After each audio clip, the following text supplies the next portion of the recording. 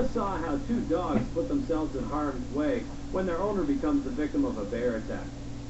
Now we look at the story of Sosa, a simple house cat who comes to the rescue when her owner comes face to face with one of the world's most deadly snakes. Kimberly Kotar is a research coordinator at McGill University. She divides her free time between running marathons and volunteering at the local SPCA. Kimberly has 4 cats, but Sosa is special. One day my mom was house cleaning and this cat walked into my mother's home and just kind of plopped down, and it had this big lump on its belly, so we were concerned about the cat.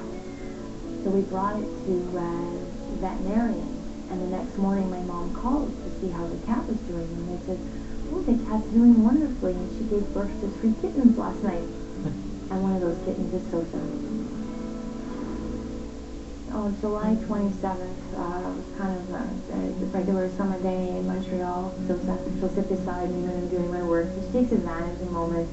Now he's doing some gardening, just weeding, pulling out plants and taking care of stuff. So I was in and out of the garden basically most of the afternoon. From 1 o'clock onwards, I'd come inside to wash my hands, and was going outside to bring the garbage and stuff to the curb when I heard the hissing sound. And I thought it was the tire, so I'm looking. I don't see anything wrong with the tire. And then I looked down, about 5 inches from my foot was a snake, with its head up, mouth open, getting ready to attack. So I was afraid to make any kind of move.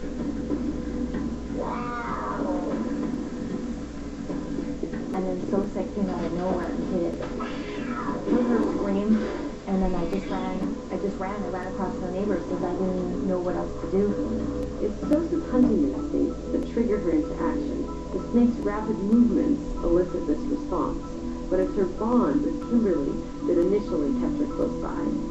The size and exotic coloration of the snake are unlike anything Kimberly has seen before. I went to the neighbors, and I told them that I needed some help. I was afraid to go back over to the house. I didn't know where the snake was. My neighbor got a huge hole out of his garage. I went back to where the incident happened, and then I saw blood, so I knew Sosa got bitten. We eventually found it here. Like, he had a long stick so he could stand back. It was about 6 feet, and he was just holding it from here on the snake's neck. And the snake kept turning around to try and attack the pole that he had on the snake. I couldn't find Sosa, couldn't find her anywhere. I lost the blood trail in the grass, so it took me about a part of 35 minutes to find her. Finally found her under the deck. Found her crying under the deck, and her paw was hugely swollen.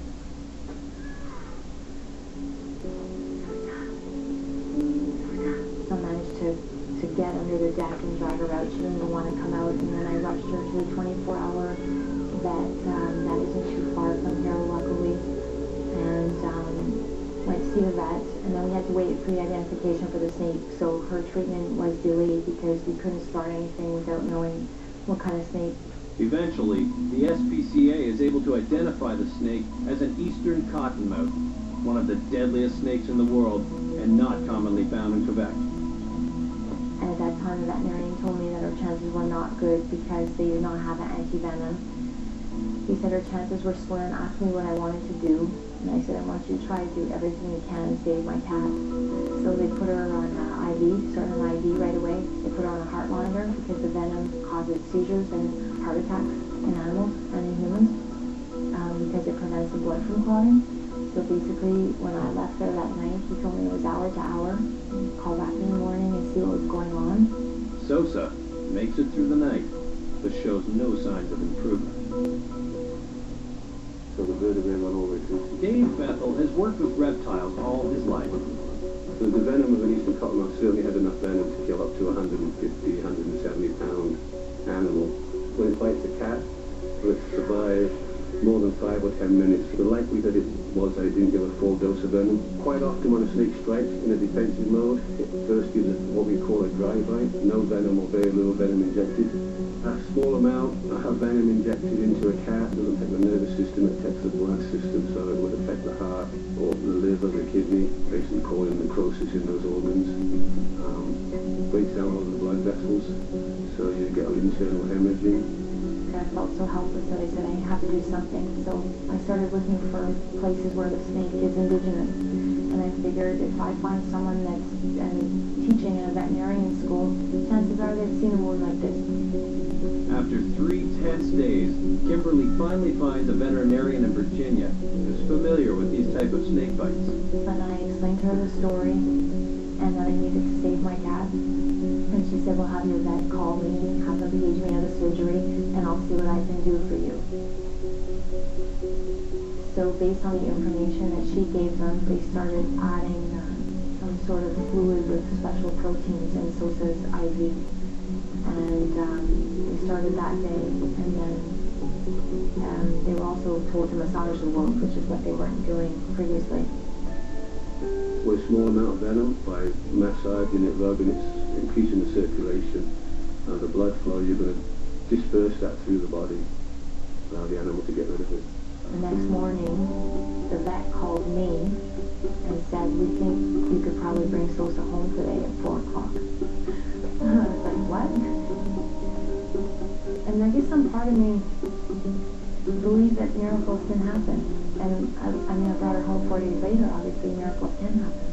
Cats generally don't have the same social needs as dogs, but that doesn't mean they can't form deep attachments with their owners.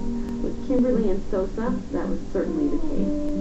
So this is Sosa's medal that she received from the Quebec Veterinarian Association.